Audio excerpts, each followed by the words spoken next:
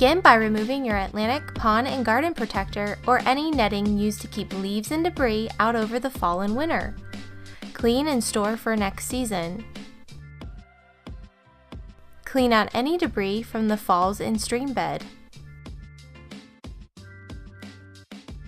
Now is a good time to reset any stones or add gravel to hide any liner that may be showing. Use Atlantic Biocuda EcoClean if there is any algae growth from the base of your waterfall. Inspect the pump and clean if necessary, then reinstall, making sure O-rings are in place.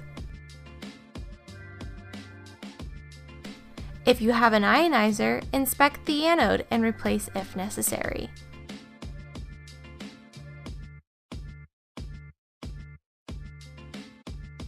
Top off the water level, turn on the pump, and enjoy your water feature.